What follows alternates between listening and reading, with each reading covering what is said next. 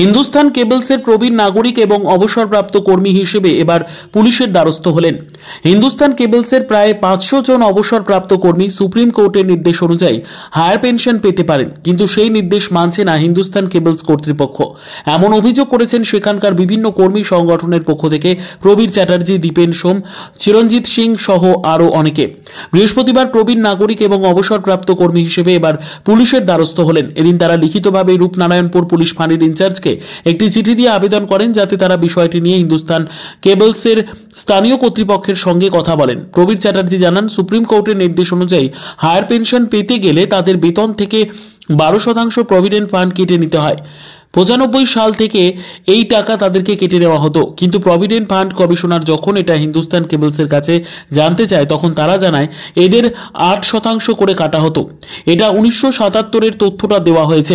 এর ফলে তারা বঞ্চিত পেনশন থমকে এই নিয়ে বারবার বলা সত্ত্বেও কেবলস কর্তৃপক্ষ তাদের সাথে দেখা করছেন না বা সঠিক তথ্য দিচ্ছেন না। আজকে কি সমস্যা নিয়ে আপনারা এসেছেন? আমরা হিন্দুস্তান কেবলসের রিটায়ার এমপ্লয়।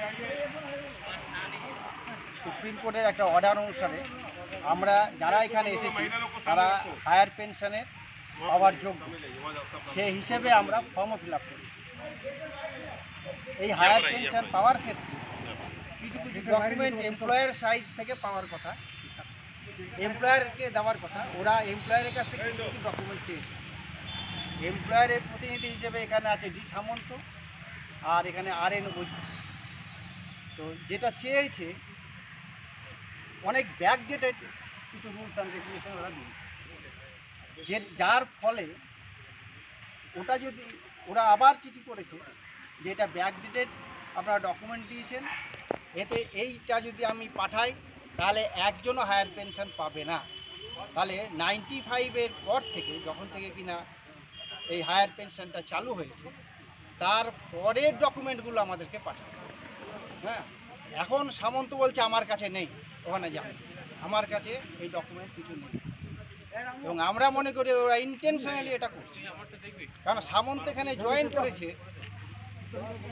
এই 80 এই সময়। তো উনি যে ডকুমেন্ট দিয়েছেন 70-এর দশকে, আর যেটা চাইছেন PF কমিশনার সেটা হচ্ছে 95-এর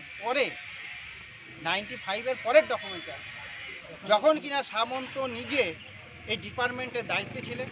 এবং 17 সালে যখন কারখানা বন্ধ হয় সেই সময় এই PF ট্রাস্টির সেক্রেটারি মেম্বার ছিলেন এই ডি সামন্ত, যিনি এখন দায়িত্বে আছেন। ফলে তার কাছে এটা নেই, এটা বিশ্বাসযোগ্য না। তো এখন আপনারা কি করছেন? আমরা এই ব্যাপারেই এখানে অফিসে মিস্টার ওঝা আছেন দায়িত্বে, আমরা তার কাছে গেছিলাম কথাবার্তা বলার জন্য।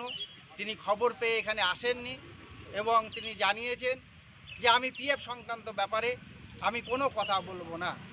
আর এই সামন্ত যে কখন আসে আমরা তাও বুঝি না, ও কলকাতায় বসে। এখন এই অবস্থায় আমাদের বয়স হয়ে গেছে, আমরা কোথায় যাব? আমরা এখানে থানায় এসেছি, বড়বাবুর কাছে সমস্ত ব্যাপারটা ডিটেলসে জানালাম এবং বড়বাবুর হেল্প আমরা চাইলাম যে এটা সুপ্রিম কোর্টের অর্ডার অনুসারেই আমরা পাবো। ফলে সুপ্রিম কোর্টের এই অর্ডার ইমপ্লিমেন্ট হওয়ার ক্ষেত্রে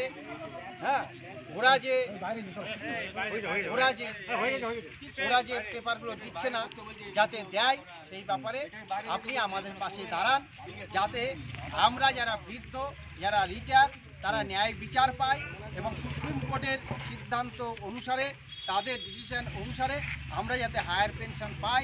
এবং তার জন্য যা যা কাগজ দরকার ম্যানেজমেন্ট যাতে সাপ্লাই করে PF ডিপার্টমেন্টে, সেই ব্যবস্থা আপনি করুন।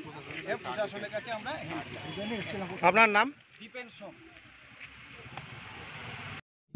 ব্যবসা, চাকরি, জটক বিচার, বিবাহ, পারিবারিক অশান্তি, সন্তান লাভ, বাস্তু সমস্যা, আরো যে কোনো সমস্যার সমাধানের একমাত্র সেরা ঠিকানা জ্যোতিষী প্রসাদ রায়।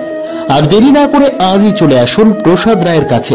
আমাদের ঠিকানা 5A/23 Sepco township, B zone, Durgapur, 713205। Phone number 7407250555, 9064620441, 8967696309।